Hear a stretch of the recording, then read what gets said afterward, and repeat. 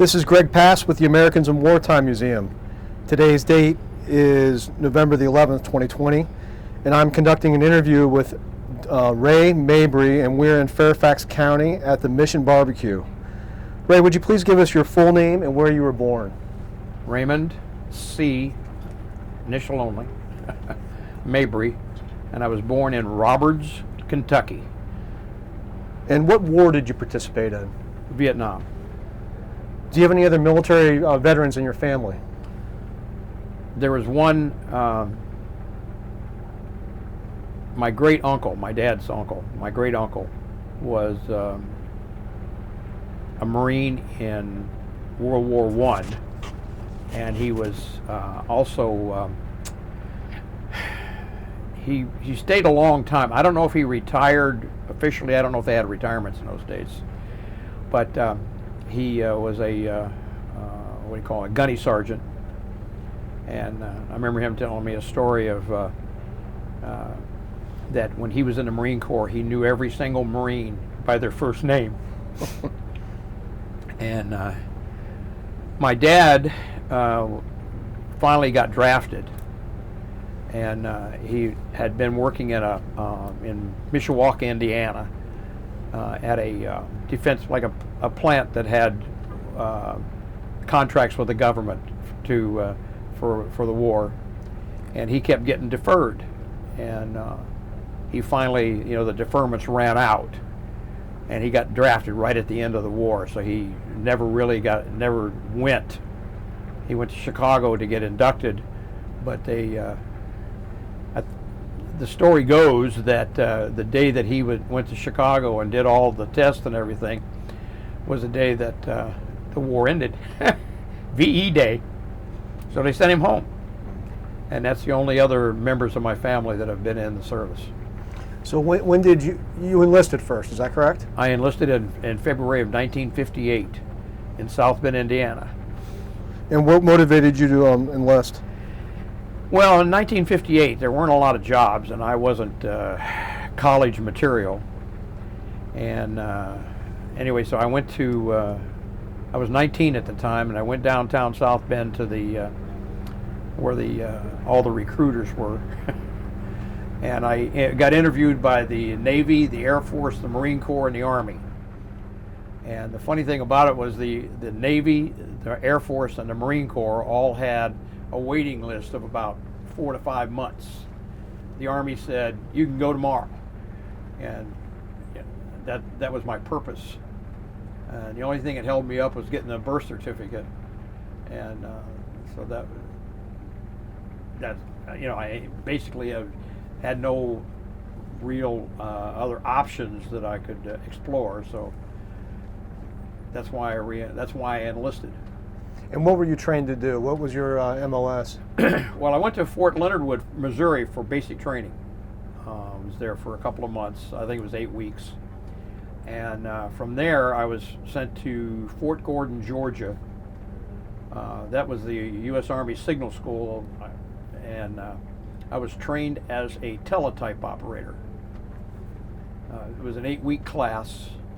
And people don't know what teletypes are anymore. That was going to be my next question. Can you explain there's going to be people watching this that have no clue what that is. Can you tell? Okay, a teletype is like an online typewriter. You send messages, teletype messages, and when you type up a message, it comes out in a hard copy form, and it also comes out in what they call a CHAD tape. It's about just a couple of inches wide, and it had holes punched in it. And you would transmit that tape. You were connected to a communication system, and you had a radio call sign, only it was a teletype call sign. And every unit in the U.S. Army, every place that had these things, had a call sign. And so when you'd type up the message, and you transmitted it by the tape, and they had a thing called a transmitter distributor that would punch the little fingers into the holes, and that would come out on the other end. They would receive a tape on the other end, and then they would put it in their machine and click on their receiver kind of thing, and that transmitter or that receiver would translate the whole punch tape into a written record. I guess that's the best way I can describe it. Yeah. So how long was that training? Oh, that was only 8 weeks. So you learn to type and learn to, about what the format for the messages were and stuff like that. Well, at some point, you learned that you're going to be participating in overseas operations in Vietnam. Briefly, what did you do between the time you went through basic and the time you were deployed to Vietnam? Just give us a brief summary. Well, that was about a 10-year period. So from when I got out of the teletype school, they put us on a plane in Augusta, Georgia, flew us to Fort Lewis, Washington, put us on a ship, and for 13 days we sailed to Korea. And I was in Korea for a year. And while I was in Korea, I was in a signal battalion as a teletype operator. When I came back from Korea, it was 1959. The Korean tour of duty at that time was like 1 year. And when I came back from Korea, I got reassigned to, it said St. Louis Air Defense Command. Turned out that it was at Scott Air Force Base, Illinois, and that was a Nike Hercules battalion. And in those days, in 1959, there were Nike Hercules missile battalions all over this country, all over everywhere. And so I was a teletype operator in that organization. And I stayed there from 59 to 62.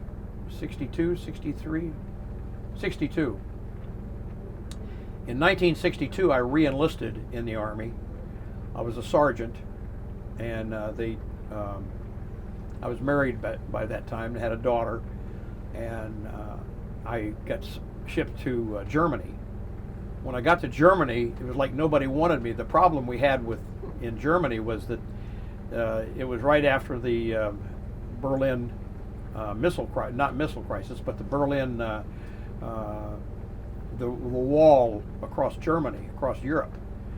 And Kennedy thought that we were going to war, and so he activated all the reserves and the National Guard, and they sent everybody to Germany. So when I got to Germany, it was just like overflowing with troops. And I spent maybe 3 days going from one unit to the next and sleeping on air mattresses in the hallway because they had so many people, they didn't have enough room for everybody. And I got lucky in that one day new unit that I went to, and I met the personnel sergeant, and my MOS for a teletype operator was 723. And he said, listen, you're a sergeant, 723. He says, I need you. I said, what do you mean you need me? He says, I have a special assignment for you. It's a volunteer assignment. And he said, if you volunteer for it, I'll send for your wife and daughter. And I said, well, where am I going? He says, well, you have to volunteer first before I can tell you. And I said, well, if you're going to send for my family, I don't care where it's at. So he says, you volunteer? I said, yep. He says, well, I'm going to send you to Paris, France. And so I went to, they put me on the train the next morning, and I ended up in Paris at headquarters EUCOM, European Command. And I was part of the J3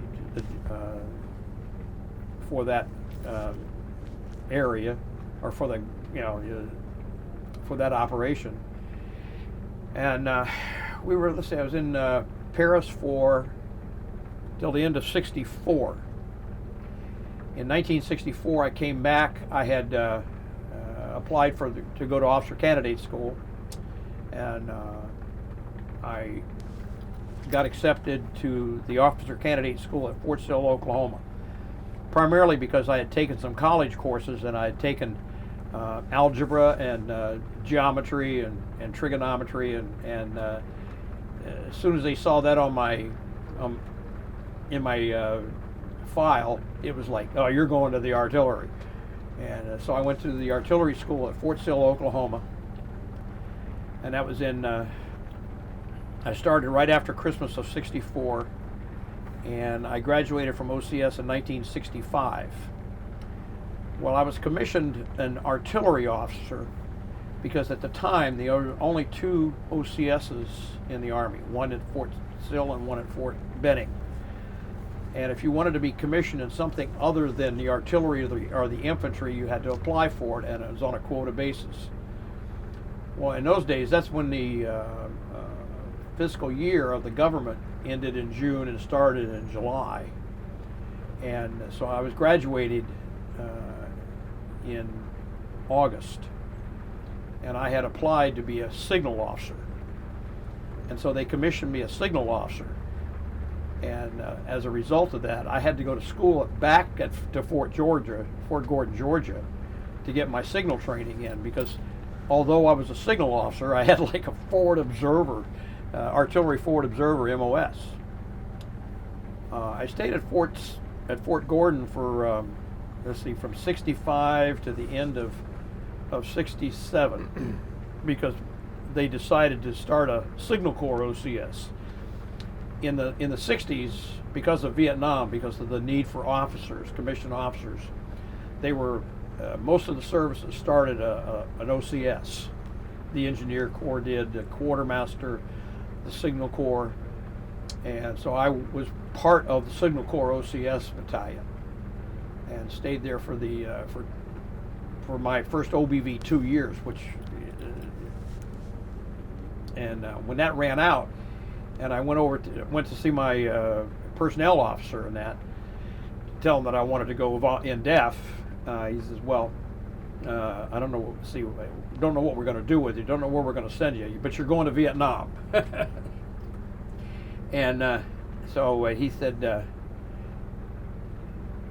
"What would you like to do in Vietnam?" And I said, "Well, I'm a Signal Corps officer. You know, you got a slot for a Signal Corps officer. You got to have a slot for a Signal Corps officer in Vietnam." And he says, "Well, I got a slot coming up in January for a signal officer in an artillery battalion, field artillery battalion." I said, "Well, I had been trained by the artillery." And he says, "Yeah, I saw that on here." He says, "Do you mind going to the artillery as a Signal Corps officer?" I said, "No, I'd love it. I like the artillery. I just didn't want to be an artillery officer." Mm-hmm. And so they said, "Okay, well, we're going to send you back to Fort Sill for a couple of months and get you some artillery communications training." And that's exactly what he said. And it's just funny because of saying the artillery communication system. And so I got to Vietnam on the first day of January 1968. And I got down to Long Binh, and they said, "Well, our battalion headquarters is in Saigon right now. It's temporarily there, and that's where the colonel and your office and you will be, because you're going to be part of the headquarters group as a signal officer." I don't want to cut you off, but Sure. real quick, keeping in mind a lot of people might not understand what Vietnam looked like and how America was involved with it in 1968. Can you tell us briefly what the situation was, the big picture was in Vietnam with America at that time? Well, American forces, I should say. it was like when I was at Fort Gordon. We'll back up for just a second to when I was in the signal school at the OCS battalion. Well, Fort Gordon was also a training base for a lot of enlisted personnel. You know, they went through the communication courses, military police school, and stuff like that. Well, they were the worst part about the whole deal was they were just, what do you call it,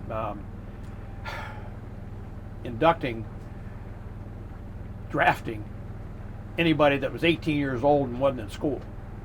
And sometimes they may have been in school and they still got drafted. And so there was just, a lot of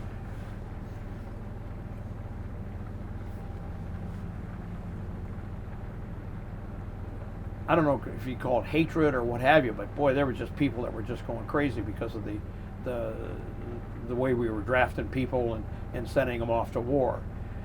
I mean, you could graduate from high school at 18, get drafted in the Army, basic, AIT, that would be about 16 weeks in Vietnam. So we were really sending some young kids over to Vietnam. And so I know, remember General Westmoreland said everybody will spend at least one Christmas in Vietnam.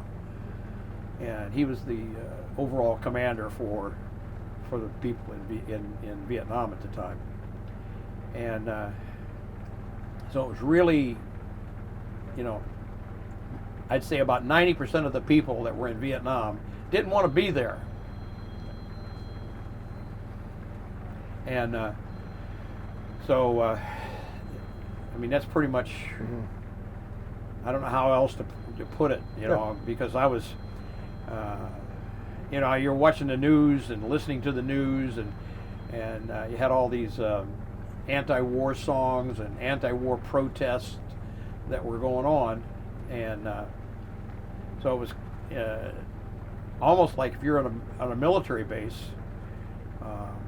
My family and I were at Fort Gordon. It was almost like you were isolated from the rest of the world, because you weren't feeling what all these other people were out there. You could read about it in the paper and news and things like that. And they were just drafting everybody. My neighbor in Augusta, Georgia, was a training sergeant, and he was training basic trainees that didn't have the capability to get through training. And what I mean by that is, he had a lot of, they would test these kids when they come into service, and they had kids that, especially a lot of the kids that he was training were like from New York, and lived in high rises. They'd never played ball. They had never done anything like that. And so what they did is they trained them for like 3 weeks on just things like playing baseball, and swinging a bat, and throwing a football, and then they would test them again to see how well they had done, and then they would start them in basic training just like everybody else. So it was really kind of a strange time. I guess there was a lot of anti-war songs, and I have a granddaughter that lives in California, and when she was in high school, they were studying a little bit about Vietnam, and they asked the kids in the class. She was in an all-girls school, and the teacher said, it was a history class, said, I want you to identify what you think was the number one anti-war song for Vietnam. And I just remember that the worst one I had heard of at the time, the worst song I heard of about the war was a guy named Barry Sadler sang this song, and I can't think of the name of it right now, but it just described everything that was going on in the war. And I told my granddaughter, I said, that's the song you need to say was the worst one about Vietnam, because they were talking about this whole. Some of the words in the song were like, "This whole world is exploding," and it was just, that's the way it was. When you first got into country, what was your first impression? Everything from temperature to just like the. Well, it was January the 1st, and I had to drive. They put me in a Jeep, took me from Long Bend, which was at the time was the largest. I think they said that was the largest base in the world. Anyway, they took me from Long Bend to Saigon because our headquarters. I was in an artillery battalion that moved a lot, and our headquarters was in Saigon temporarily. I may have missed it. What was the unit? The unit was the 2nd Battalion, 13th Artillery, the 105 Towed Howitzer Battalion.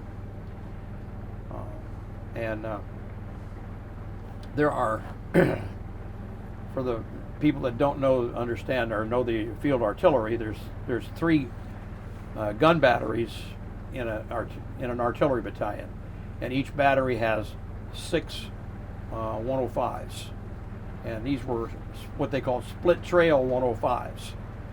I say that because the new 105s are not split trail anymore. They're made different. And so there's 6 guns in a battery, and there's 3 batteries in a battalion. And our 3 batteries, we actually, because our mission was so broad, and they needed artillery units so badly, or so much so that what they did is we took 2 guns from A battery and 2 guns from B battery and made a 4th firing battery. So we had 3 4-gun batteries and 1 6-gun battery. And they moved out on their own. They were at fire support bases. So we would airdrop them into a fire support base. And one of our firing batteries moved once every 3 days. And our headquarters was just a few of the senior officers and a few troops that were administrative, and we were in an old ARVN, Republic of Vietnam Army base in Saigon, and we had a headquarters there that we had a 10 building that had long, it was like an old storage building, and they based our headquarters there, and that's where the troops, we probably, at that location, we probably had less than 100 people, cooks and things like that. And the officers, we only had 4 or 5 junior officers. I was the day that I got there, when I met my colonel, he says, well, Ray, he says, I've never done this before. And I said, what's that? And he says, promote an officer on the day that I met him, because I got promoted to captain on the day that I got there. And then I went out on, they had a policy of getting me a helicopter ride to show, and we flew over all of the firing batteries that day that we could, just to give me an idea of what the ground looked like and what the area, what was like. And a few days later, or not a few days, maybe a few weeks later, is when the 68 Tet Offensive broke out. And we had a lot of activity because of that offensive. And I remember the colonel called me in one day, and he said, asked me, he says, how were you at shooting in the artillery school? And I said, well, I did pretty well. What I mean by shooting is you adjust the artillery rounds. You're out forward someplace and you're adjusting the artillery rounds on the target. And he said, well, I'll tell you what. He says, I don't have any officers that have seen you, since you took the check ride and saw our area of operation. And he said, you're basically more of an artilleryman than you are a communications guy. And he says, if you would volunteer to be our air observer, I'll put you on flight pay. I said, and he says, you'll be flying almost every day. And so I kind of jumped on that, said, yeah, I'll do that. And so that he put me into that position. And we had a fire base south of Saigon. It was a Navy base called Mabrey. And at that Navy base, we had a 4-gun battery. And anyway, we used to, that was the closest firing battery that I used to work with them a lot, because they were closest to the battalion. And so they said, well, we'll start out here. And he said, we were really close to Tan Son Nhut Air Force Base. Tan Son Nhut Air Force Base was, I think, was considered the busiest. I don't know, maybe they meant military, but there was a lot of traffic at Tan Son Nhut Air Force Base. They were all fighter planes, of course. There wasn't any troops coming in and out of there that I know of. But we were only about 4 or 5 miles from Tan Son Nhut Air Force Base. Now, it was like a regular Army base. I mean, like a regular base that you would see in the States. It had a PX, I don't think it had a commissary, but it had a PX, snack bar, and things like that. and a golf course actually. Hmm. And it was only it wasn't that far from our battalion headquarters, and so I flew every day. I ended up flying 4 hours every day that I was in country. It was an O-1 Bird Dog. An O-1 Bird Dog aircraft is like a Piper Cub. It's a two-seater. You have somebody in the front, somebody in the back, and I was the observer in the back.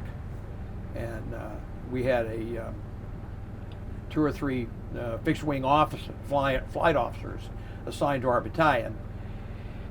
Now, our battalion headquarters was actually north of Long Bend. Before you go any further, Sure. real quick, I'm interested in that. So you're in the back of the helicopter. Right. What is it you're doing specifically? What is it you're doing up there? Are you helping them adjust for fire? I am. Okay. All right. I was sitting in the back. I would be in the back seat of this airplane, and I have a map book of all of our areas that we're in, and I would talk to the pilot before we took off, and the artillery has a procedure where they say they gotta lay the guns every 3 days. What that means is that when you fire an artillery round, the weapon, split trail weapon, it moves backwards, and the more you shoot, you got to make sure that it doesn't get out of whack with the other guns, and because of the amount of rounds they shoot, you could be off, and when you start firing at a target, you may miss the target because the gun isn't adjusted to the rest of the topography. And what you do is you have in a 4-gun battery, you would take 2 guns, and you would start off and you would give them a mission. I want you to fire on this point. I'd be in the airplane circling, and I knew where the firing battery is. I had their location on my map. And of course, the one thing I had to make sure of is that the pilot knew where they were, because they didn't want him flying across the gun target line. Yeah. And which happened a few times, but we would be up high enough that we didn't get hit. Anyway, so you'd pick a target, like a road crossing, and I would send that target to the Fire Direction Center of that firing battery, and give them the coordinates, and they would fire 2 rounds. And when the rounds hit the ground, I would look at where the target is and where the rounds hit, and I would adjust those rounds accordingly. Either if they were long or short, add or delete or reduce, or go right or left. And then I would give them, and tell them that, and then they would fire 2 more rounds. And if those 2 rounds were within 50 meters of the target, then they would go into what's called the fire for effect phase, and they would fire. All the 105s would fire together. Now, when you have 105s in a firing battery, the guns are laid in what they are arranged in, usually like a W. If you look at them from the top, it looks just like a W on a piece of paper. And when they go into fire for effect and those rounds hit the ground, it's supposed to look exactly like they are when they started from it looks just like the firing battery does. And so anyway, I had a visual reconnaissance area. So I had to do that fire adjustment every time I went up, because we had 4 firing batteries, and I had to adjust. They had to have an adjustment every 2 or 3 days. So I fired adjustment. That was the first thing we would do, is do the adjustments on the.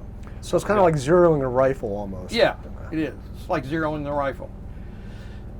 But anyway, we had a specific size target area that I was supposed to recon every day. And we would fly back and forth, back and forth, back and forth, and see if there was any changes to the topography from the day before. Did it look like anybody was building tunnels? Are there any people there? You know, are there any troops there? Are there any Viet Cong there? And and in general, when we would do the registration first, and then we would do just this fly back and forth and back and forth. And a lot of times we found what we called, we knew were bunkers because of the way the ground looked from the day before, or from a couple of days before. And so we would blast away at that particular target area. I'd send in a mission to one of the firing batteries, and the idea is to see if that thing, we could destroy it. And a lot of times when I was in the air, other units found out about an air observer up there, and they would want me to do adjustments for them too, even though they didn't belong to us. Excuse me. I had been doing that. I did that 4 hours every day that I was in country. And we went on one operation one time down in where I tell you about Mabrey, the Navy base. We put a couple 105s on a boat, Navy boat, and we had a couple of other boats with the troops and for supplies and stuff. And we went into this area down there south of Saigon called the Rungsat Special Zone. And it was an area that nobody had really been into because it was more swampy than it was anything else. And it was really an experience because when we finally got to where we were going. We were in little villages there that we went in to see what was going on with them and if they were ready, kind of thing. And so we would set up the 2 artillery pieces right near the village, and we'd blast away at some target that I picked, someplace out there, and to adjust so they could adjust their fire. Well, there was so much mud and it was so soft that every time they fired, it was like the next round was going to be 20 meters short because they were just going right back into the mud and back into the mud. And so we fired a lot of rounds that day, and that was an interesting day because a 01 Bird Dog the airplane only gets about 3 hours or 4 hours of flight time before you have to refuel. So we had set up, we knew we were going to be there all day, so we had set up a couple of planes and a couple of pilots. And so I flew out of this area called Fuloy, and I flew down there to the Rungsat Special Zone, stay there for like 2.5 hours, maybe 3 hours. Then we'd go back, and I'd switch planes and go back. And I think I was in the air 9 hours that day. And I don't. The one thing I want to say about flying in Vietnam like that, a Bird Dog, a low flying, very slow flying Piper Cub. People would ask me, well, didn't you get shot at a lot? Here was the interesting thing about it is I never got shot at one time. And I think the reason I didn't get shot at is because I'd been in those areas so long and was adjusting artillery. I think the Viet Cong or the enemy knew that if they shot at me and missed, they were dead. Mm-hmm. And so just an interesting part of it is that I never got shot at. What elevation are you at approximately? I'm trying to think of how high up we were. We weren't that high up, but you couldn't be down so low because if you're flying in an airplane and you're flying down a road, it's like driving 100 miles an hour and you just see stuff going by it. So you had to get up high enough that Gotcha. you could actually get a visualization of the area. Maybe, I don't know if it's 1,500 feet, something like that, you know, a little bit more maybe. Depending on what pilot you're with. Some of them like to be on the ground and get some practice in what they do, nap of the earth flying. But I couldn't shoot no artillery from that height for going that fast, you know. And occasionally I got a helicopter, and the helicopter that we get would be a Loach. It's a 4-seater light observation helicopter. It looks like an egg, and there's 4 seats. There's 2 in the front, 2 in the back. And the problem I had with that is you get these young warrant officers coming over there flying those things, and they didn't have any experience with the artillery, so I had to really brief them about the gun target line. And I told them, now, I don't want you guys. We had miniguns. We had a minigun on each side of the Loach. A minigun is a multi-barreled, I guess the best way to describe it is multi-barreled machine gun that it rotates and fires. And I don't know it fires fast and a lot of rounds. Like a Gatling gun. Like a Gatling gun. And there was one on each side of the helicopter. And when I did the observation, I sat next to the pilot. And of course, now I don't know if anybody ever said and mentioned this, but we didn't fly with doors on helicopters over there. So I'm sitting here, you know, you can just look right out down past your leg, and is nothing. And the only thing that was there was that minigun. And I remember, make sure you tell me before you shoot that damn minigun. These pilots love to shoot the minigun. And what would happen? And I remember one day this young guy come in there, and man, he just let go with that minigun on my side of the helicopter, and the rounds that eject into the helicopter. And I think I burned about 50 holes in my pants. I'm sitting there jumping up and down because there is hot lead coming in there, you know, hot, and the uniforms are so thin that it would burn a hole in your pants right away, or your shirt, or wherever it hit. And God, I was yelling at him to stop fire, because my legs were just getting scarred like crazy. And so there's just some funny little things that happen there, you know, kind of thing. So were you staying in barracks, tents? Okay. How did that play out? We had a rule in the artillery, and I guess maybe other people did too, but in our battalion,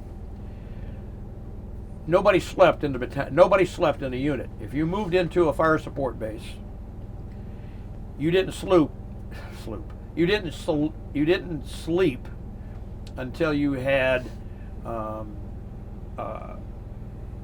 what they would do is dig like a big square hole in the ground, and then they would put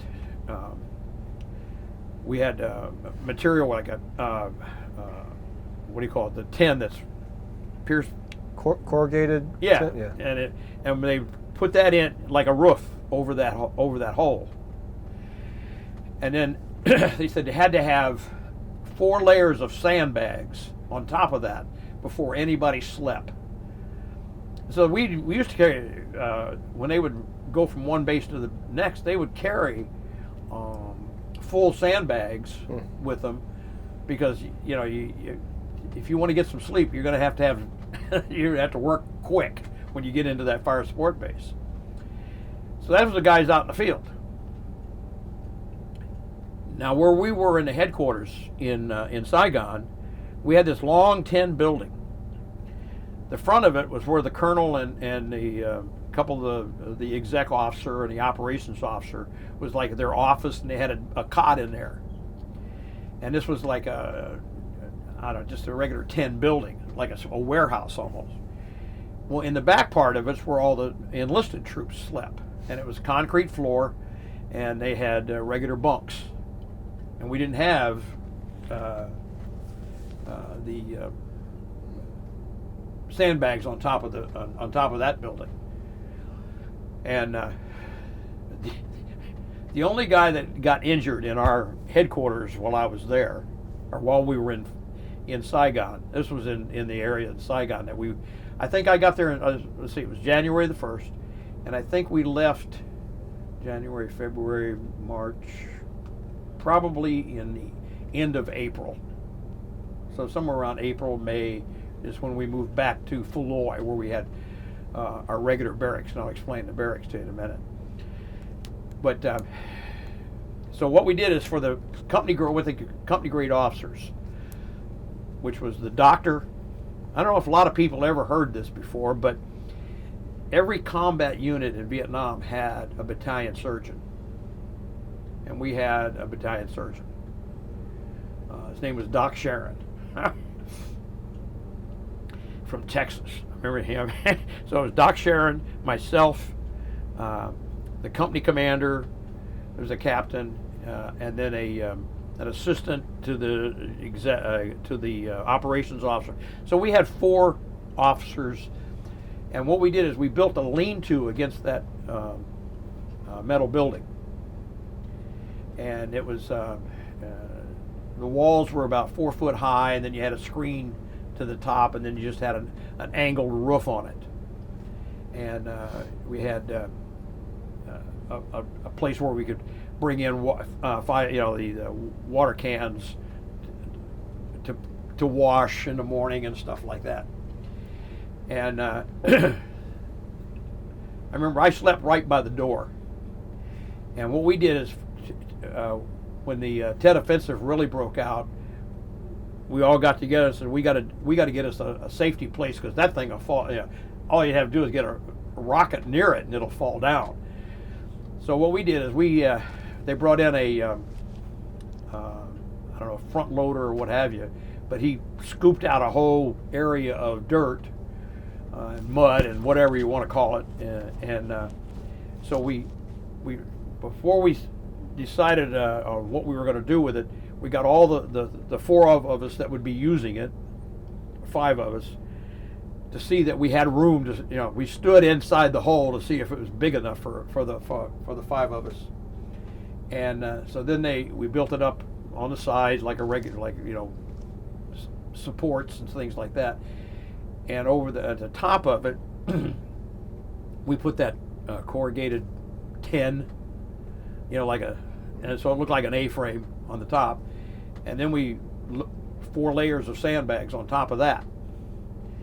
And the funny thing about it is that the night we got bombarded with 122 millimeter rockets, and we had to get out. It was like the middle of the night, and we came out of our bunks, and the door, right outside the door, and we had an entrance right into the foxhole, or what do you want to call it.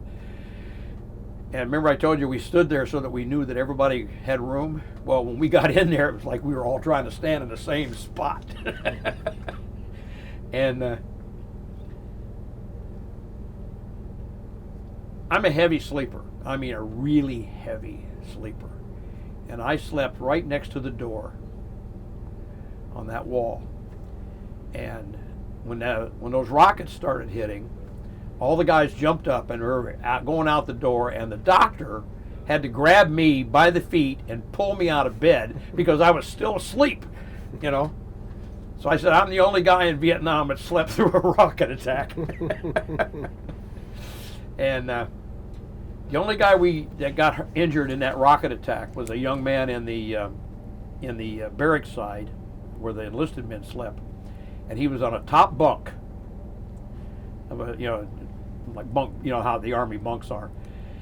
And he was laying on his stomach when the rockets started bombarding the area. And what he did is he grabbed each side of the mattress and rolled off the top of the bunk. Well, there's concrete floor. And he cracked his head on the concrete. So the doc got him a Purple Heart for that. and but he was the only one that was injured.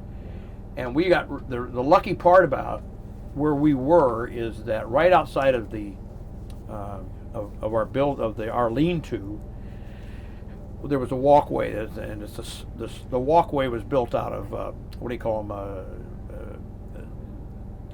drop boards or whatever, from when you Like pallets? Pallets, wooden pallets, just lined up. And on the other side of the wooden pallets, this area had been built by the French Army. And when they built it up, this was supposed to be the outer edge of their compound. And that wall that was right there was it was like 2 or 3 feet deep or wide, and about 6.5, 7 feet high. So if they'd wanted to hit us with a 122 millimeter rocket, they would have to come straight up and straight down, because there's no way they were going to hit us, because they were hitting on the other side of that wall. So we had a whole bunch of rockets that hit on the other side of that wall and nothing on our side. So that's how we got away with nobody. Now the reason they hit us, they knew that we were there and they were trying to find us. Supposedly, that's what we heard from the intelligence later on. And we used to set in that operations center. We had a signal corps. We scrounged a signal corps semi-trailer, and inside of it, it's all fixed up like an office. It's got map boards and all kinds of stuff in it. Well, we had a radio in there, and during the Tet Offensive, we'd sit and listen at night and listen to that radio because of the troops that were fighting around the area, so we could gather some intel, so we knew what was going on. And the ones that knew the most were the military police, because they were all over the city. And about 3 blocks from our headquarters, there was an open air fish market on a corner. Huge fish market. And I had a rule for my driver: don't you ever stop by the fish market, because that thing was just gross. I mean, it just was, you couldn't stand the smell of it. And so anyway, one night we was in there listening to the radio, and we hear these MPs talking, and one guy says, I think they're trying to take over the fish market. And somebody came on there and said, let them have it, man, let them have it. Jesus, So it just there's a lot of funny things that happened over there, kind of thing. So You mentioned you were married.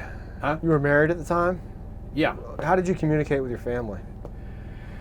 Well, through the mail. Mail wasn't that bad, but we had the in Saigon there was an American Red Cross building in the Tudawa area of Saigon, and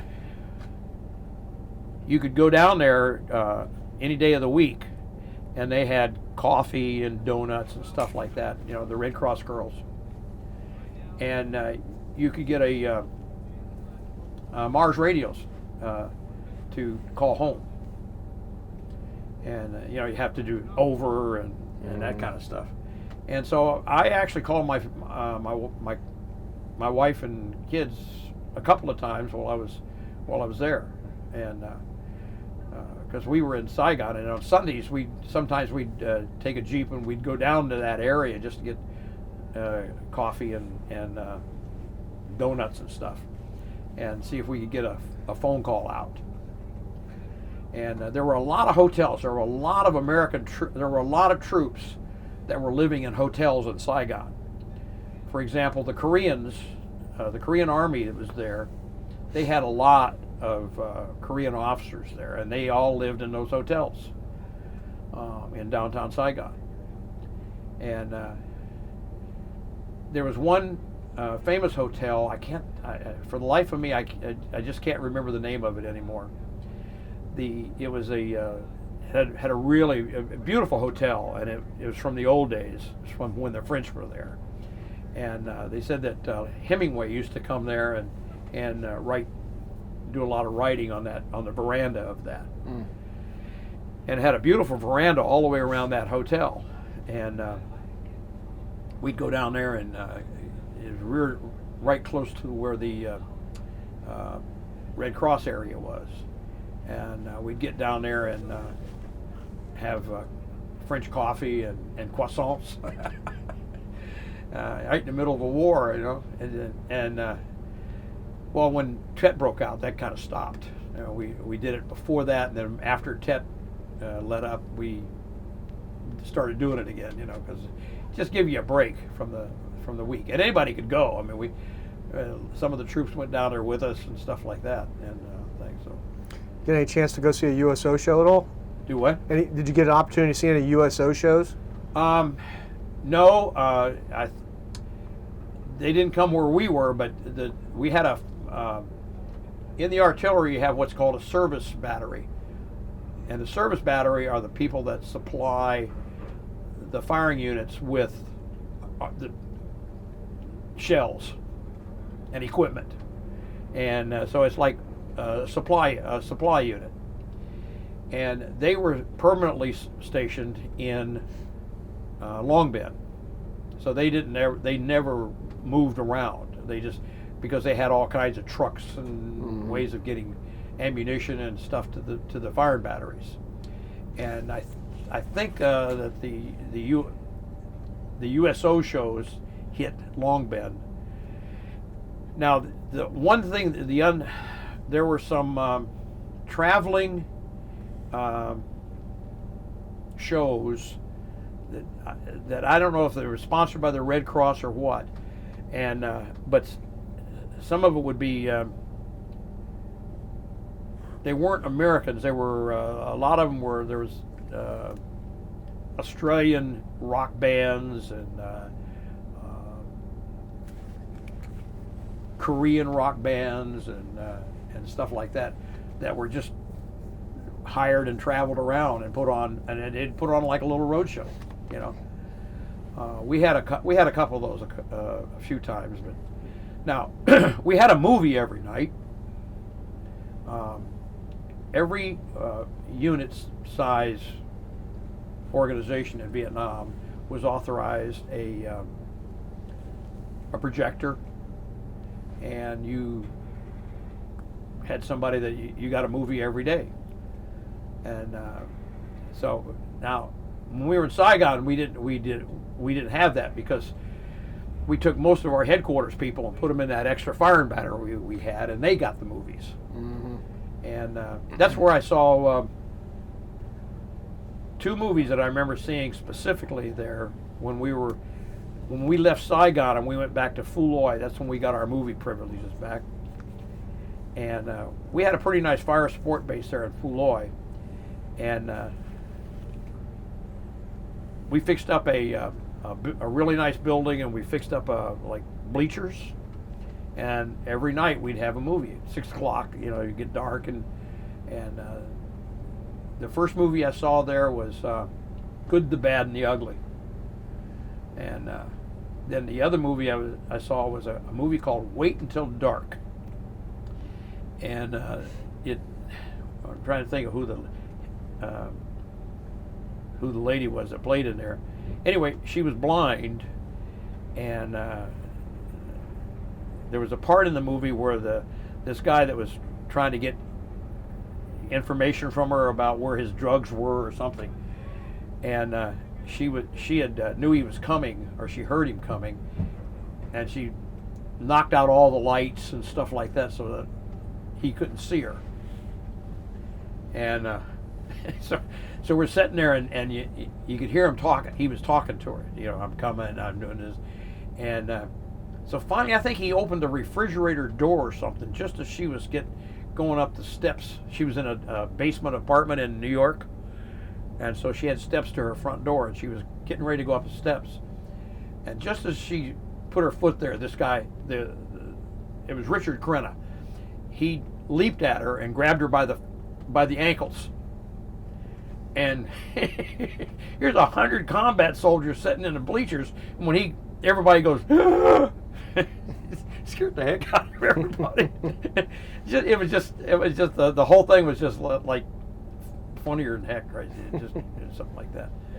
The other thing that happened with our movies is that we had a triple strand of concertina wire. You know, that's the concertina wire is bob wire that's in a circle. And when you say triple strands, you put one circle here and one circle here and one on top. So it's like a triangle. And that's supposed to be for safety kind of thing. It's tough to get across those things. And on the other side of that triangle, underside of that concertina wire, there was a huge field. It was a minefield. Now that minefield had been there since the French. It started by the French because this was a French army base, and they put the minefields in. Nobody knows where they were, but they knew they were there. And then it came along, and the Vietnamese reinforced the minefield. And then the Americans come along, and we enforced that. So it was a huge, massive minefield. Anti-personnel mines, heavy-duty mines, and we also had a lot of free beer. We got cases of beer, and I think that the troops could have like two cans of beer a day or something like that. And they'd sit out there, and we got some popcorn stuff, and we had popcorn and beer at the movies. Well, the troops would take those beer cans and throw them across the concertina wire. And the colonel really got ticked off at that. He says, because you could just see thousands of beer cans laying out there. And no way he could get anybody to go out there and pick them up. Probably still there. Huh? They're probably still there. No. What happened was he got a hold of the engineers. And the engineers came in with like a bulldozer. And on the front of the bulldozer, they had this barrels. And on the barrels, they had welded huge chains so that when the barrels rolled around, these things would flop. And they went back and forth on that minefield, exploding the mines with the chains. Mm-hmm. And so they finally cleared it all out and stuff like that. And then somebody, but I just remember the strange things you remember about being in a place like that. That was my next question. So when you think of your time in Vietnam, I'm sure there's a million memories you have, but is there any particular incident, whether it be funny, sad, scary, what like stands out in your mind when you think of a powerful memory that you have from your time? From Vietnam? Actually, that night when these guys are throwing beer cans over that was one of the memories. The saddest memory that we had is that one Sunday when I was supposed to go do my visual reconnaissance. We were still in Saigon, and I had a helicopter for that day. I didn't have a fixed wing. I had a helicopter, and the executive officer who I worked with a lot came over and asked me. He said, would you mind if I take your visual reconnaissance today? And he said, we've got a loach, which takes 4 people. He says, you want to go with me? Smartest thing I ever did. I said, no, you go ahead. I'll wait here today. I'll just take, I'll monitor the radio. That was the smartest thing I ever did. And I knew I didn't want to go with him because he liked to get that helicopter. He liked to fly go with the pilot that would get right down on the ground and fly as fast as he could, just doing weaving down the tree lines, and they got shot to hell.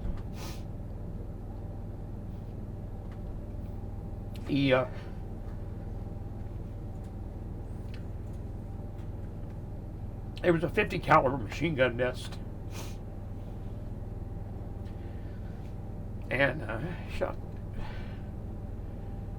really hit that loach pretty hard. Neither one of them got killed. The pilot actually was the worst hit, and I think he ended up paralyzed from the waist down or something like that. Now the executive officer, this major that was with him in the front seat, he was the luckiest guy in the world, because we had a guy in our battalion that made up some map books for us, so that you didn't have to keep folding and refolding big maps while you're in a helicopter or an airplane. He folded them all so that you could do it like a book. And what he did is he put covers on the maps, and they were really thick plywood. And then he did some fancy stuff with a burner and you know, and stuff. And so he made it like it was really thick, you know, maybe 8 to 10 inches thick, with plywood on each side. Well, the major was flying in the seat next to the pilot, and he had that map book up and down like this, and he had it between his legs, and he was leaning on it when that machine gun nest came up, and the pilot got hit pretty bad. The back seat where I would have been, I'd been dead. And the major, one round right through the map book, about halfway through, and stopped. Hope he kept that book. Oh, yeah. But the other thing that happened was he got another, I think he got a round, oh, it went through, it hit him right here. Between the thumb and the first finger, you right that soft spot right there. And the rule in Vietnam at the time, or our rule, I don't know if it's unanimous or not, but if you got a bone injury, you had to go to Tokyo, you had to go to Japan, because they said that the bone injuries really wouldn't heal that well over there. And so the major, when he gets back, and you know they get all done, and he got patched up at the thing. They flew back. They almost flew it on the ground, but they got to Thompson Hood Air Force Base, and they managed to get it up high enough to get over the fence, and there was a medevac helicopter right there, and so they got the pilot out of the loach and put him on the medevac. The major only had to go through a little couple of stitches, and that was it. So he gets back, and he told the doctor, he says, I gotta go, he says, I got a bone injury here. I've got to go to Tokyo. And Doc Sharon says, well, let's go do an X-ray of it. Couldn't find a bone injury anywhere. And the major says, there's no way a 50 caliber machine gun went through my head and didn't hit a bone. And he made him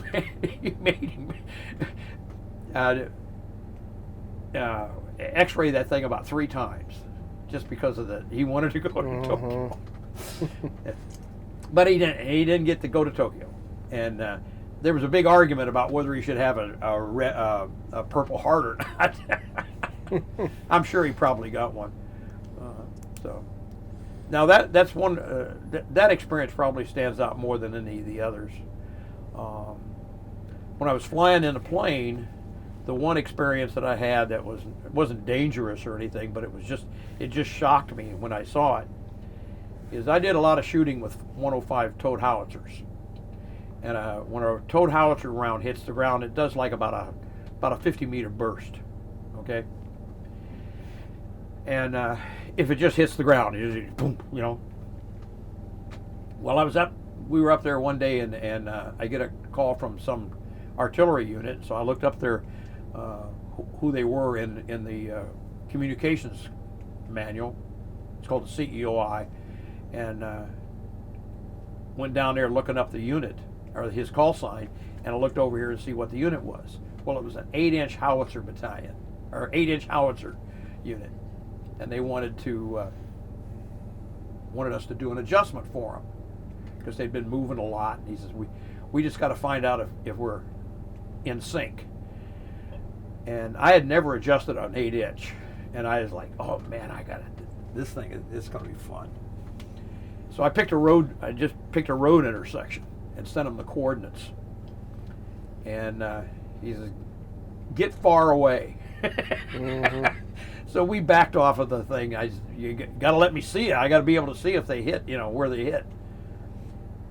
When that 8-inch howitzer round hit that road intersection, hit it dead center in the middle of that thing, okay, we're like over 1,500 feet in the air. It rocked our airplane. That was the concussion from that thing. It just, and it, you just see the smoke and dirt and stuff. I mean, it just annihilated this road intersection. I don't know how big the hole was, but it was a mammoth hole there.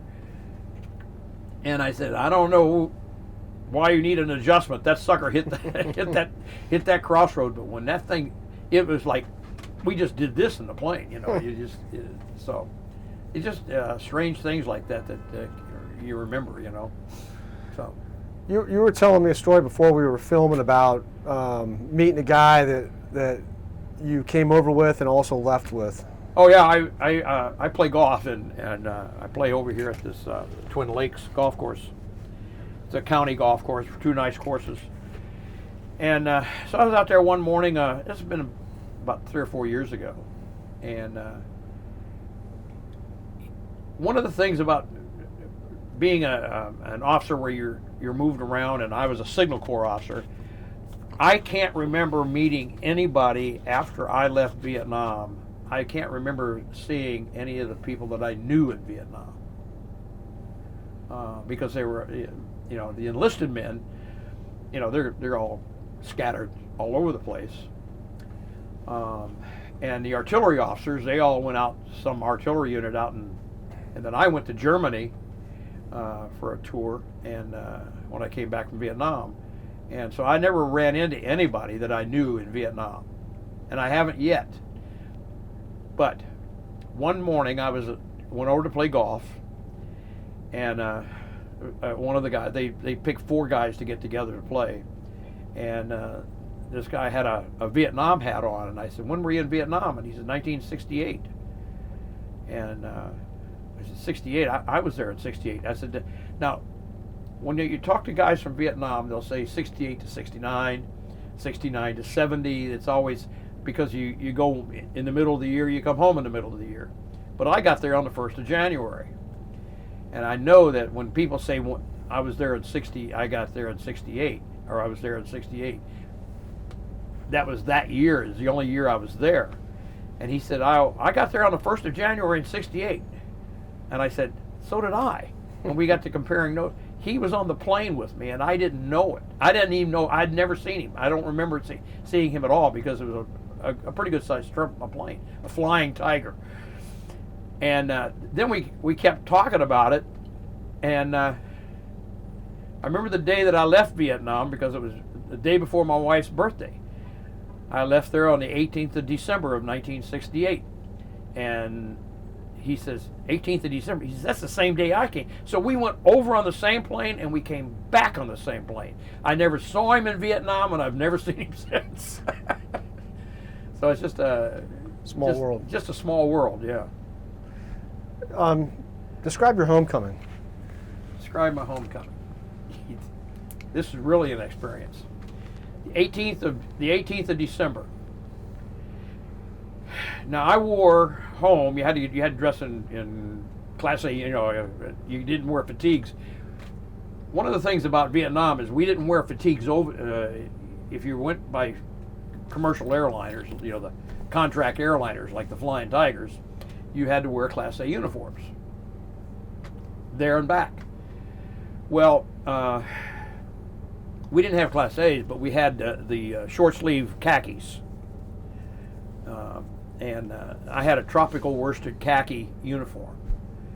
And so when I got to Long Binh, and they took I forget where I think we left out of Benoit, someplace up there, and we landed in the Philippines, Hawaii, and then San Francisco. And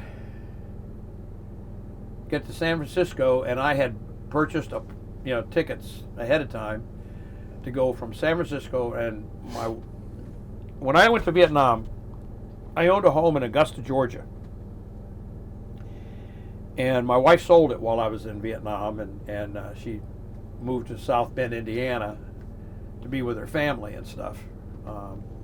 And so she rented a house in South Bend. And I had 2 children at the time, a boy and a girl. And let's see, Rocky, that's my son, was maybe, let's see, that was 68. So he's about 5 years old, 6 years old when I got home. And my daughter was about 8 years old. And so as soon as I got to San Francisco, I called my wife and told her what my connections were. And so I had to fly. I flew from San Francisco to Chicago. And I had to change planes in Chicago to fly into South Bend, Indiana. It was like an hour flight. But I had about a 2 or 3 hour layover. Well, my wife's mom and dad lived in Chicago at the time, and so they met me. That was when they could go to the gate to meet, people coming in. So my mother-in-law and father-in-law met me at the gate in Chicago, and we walked to the next gate and sat down and just sat down and relaxed, had some coffee and maybe a sandwich or something, and smoked a few cigarettes. I was a smoker in those days. So we just talked and stuff, and then so I had about a 2 hour layover, and then I got on the plane in Chicago and flew to South Bend. Well, this was the 18th or 19th of December. Northern Indiana in December is cold and it's snowing. We get to South Bend and it's a blizzard. We land at the airport there, and there's snow everywhere. To me, it looked like a mountain of snow, And in those days, South Bend did not. When you got to the airport, flew into that airport, they didn't bring anything out to the plane. You had to walk across the runway.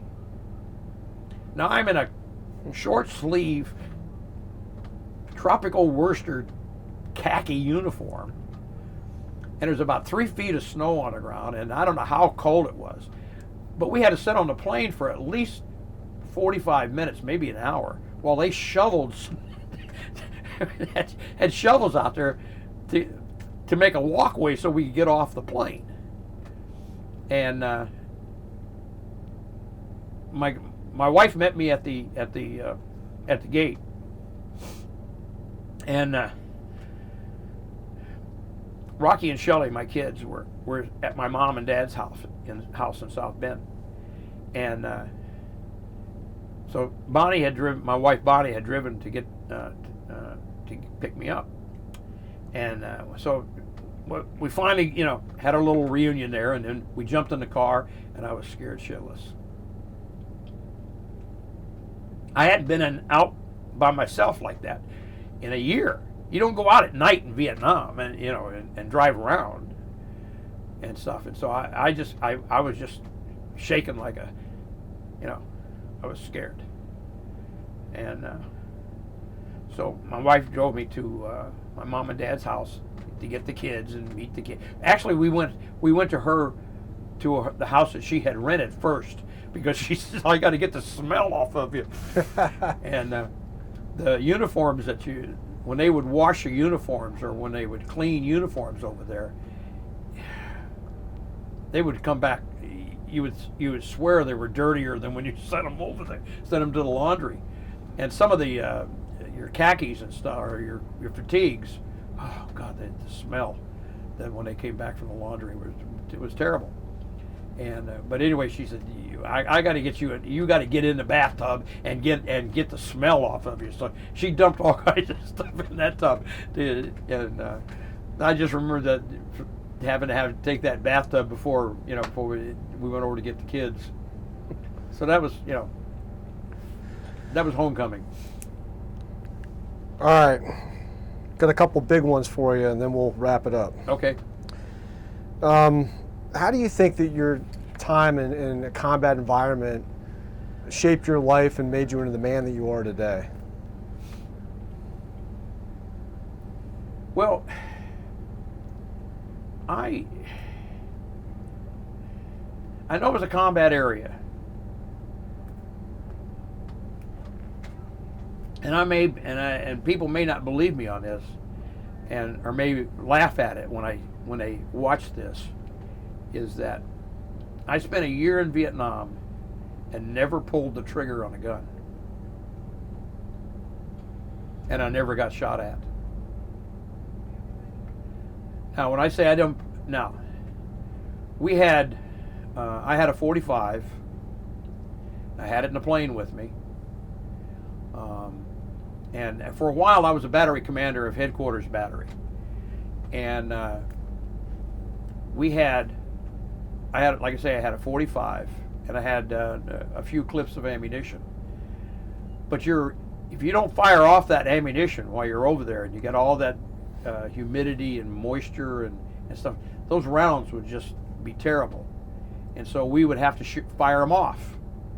Just go outside and fire off some rounds and stuff, and then replace them with fresh rounds. I didn't even do that. I just gave my .45 to the first sergeant. Would come into my office and say, "Hey, sir, we got to empty the .45 today." And I'd give him my .45, and he'd go out to the range and go through a couple of clips on my .45 and get it cleaned, and then bring it back to me. So I didn't even pull the trigger in a practice round like that. And I don't know. I'm trying to figure out if anything made me different than I am now. And I don't think I was that different when I came back. And the reason is, I had been in the Army for 10 years when I went to Vietnam. And even though I knew it was a combat situation, I was never scared. And I did ride around, I used to have to drive sometimes. I had to drive to some of the firing because I was still a signal officer. I was the commo officer for the battalion. And I had to run around and when I wasn't with the Jeep during the day, or in the plane during the day, I had a driver, and we'd take off and go down to see the firing batteries and check out their communications equipment. So I don't know that. That's a hard question to answer. I don't know how to answer it. Fair enough. Yeah. All right, so this video,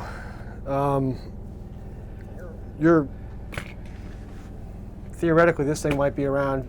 You can submit it to the Library of Congress for the Veterans History Project. So theoretically, one of your great grandkids might see this 100 years from now. Okay. What would you want them to know about your service to your country? Which we didn't have time to talk about was you spent 20 years in the military. What would you want them to know about your service to your country? Let's see. How do I answer that question? It's a tough one. Huh? It's a tough one. That's a tough question, yeah.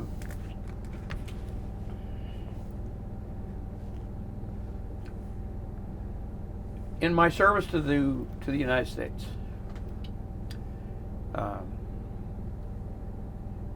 I was in some strange situations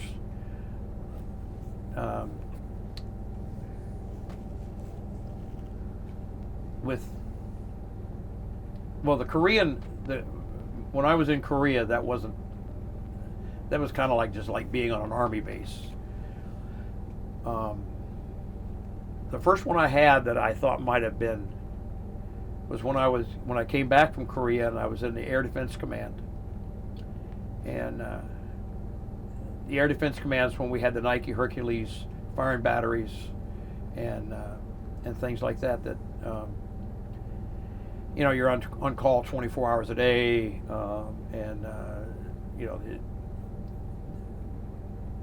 the whole purpose of this was to protect us against the Russian attack by plane, kind of thing, and being able to identify those that were, because what they would do is when the planes flew across the United States, they had to check in at all of these missile battalions, and they would be plotted exactly where they are, and if one didn't respond to our calls, they could have been in trouble, because the Nike Hercules is a ground-to-air missile, and the Air Force also had fighter jets that they would send up.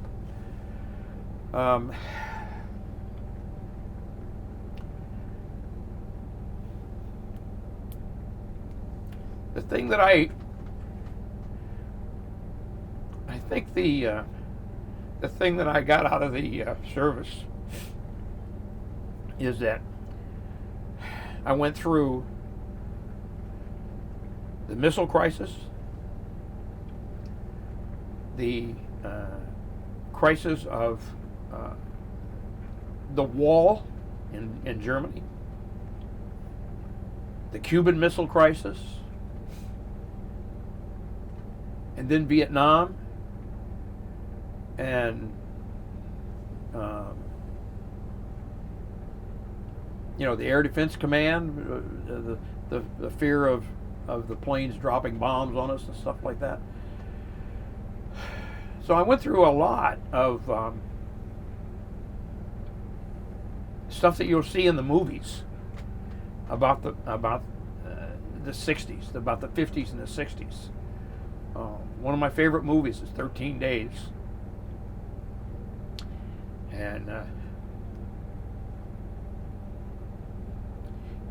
it gives you a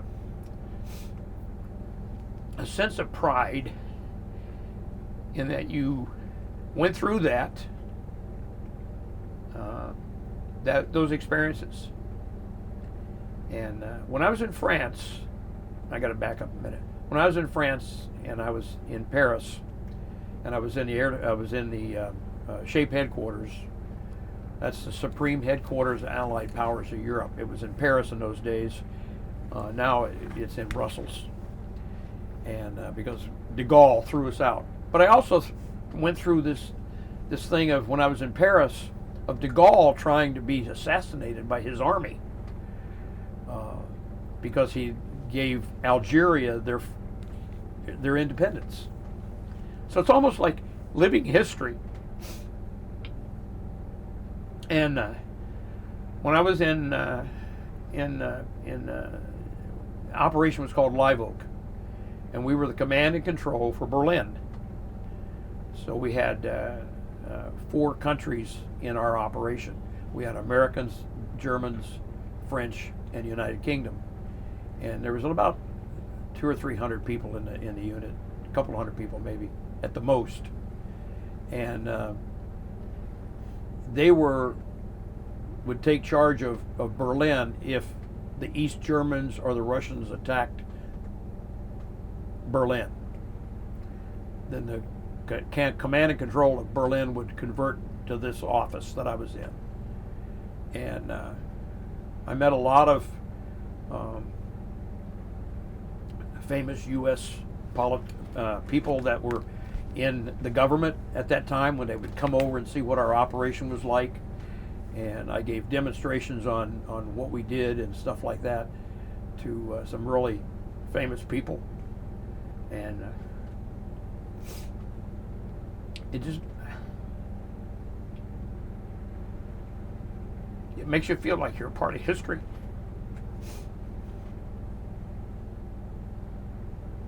I don't know how else to describe it. I don't know what else to say about it. I think you said it very well. One last question, then we're done. Okay. Today's Veterans Day. We got a boatload of vets in here, which is Yeah. fantastic to see. If you had some young kid come up to you today, I say young kid, I'm talking about a 17, 18, 19-year-old kid. He sees you got an Army shirt on, and he wants some advice. He says, I'm thinking about enlisting, or what kind of advice would you give him?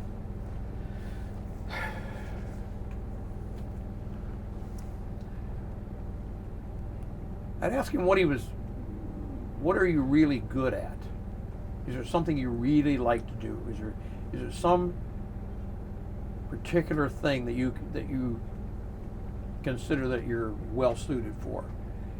And if you had to go in the Army, or if you wanted to go into the Army or to the Air Force or any of the other services, you probably would be better off if you could find something close to what your skill set is.